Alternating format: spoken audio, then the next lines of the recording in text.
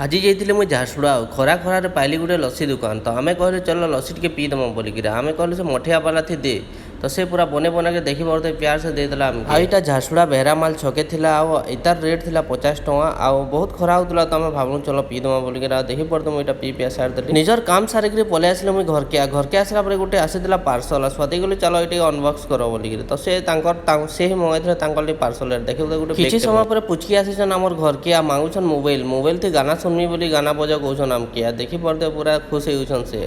দেন মোর নাকি টিকে সেন্ট লাগি কাଣା গোটে রন্ধা হচ্ছে বলে মুই তো গলিয়া দেখলি তো চিকেন রন্ধা হচ্ছে ওয়াও কইলি মুই পুরা দেখি পড়তে কেনতা পুরা চিকেন রন্ধা হচ্ছে আর এসি রুমরে রহলা বেলে লাগুছে কাশ্মীর বাগেরা ইনু বাহারকে যদি বাহারি গলে পুরা লাগুছে রাজস্থান আসলা বাগের আর আপন মানর দি কেতে % খরা ଥିଲା কেতে ডিগ্রি খরা ଥିଲା যে আজি কোন কমেন্ট করুন আর আমার না তো এটা 45 ডিগ্রি আজি খরা ଥିଲା তো বহুত সারা খরা যাউতলা আর এই ভিডিওটা এতকি ଥିଲା কেনতা লাগলে লাইক সাবস্ক্রাইব শেয়ার করবে রହୁଛି tata bye bye see you.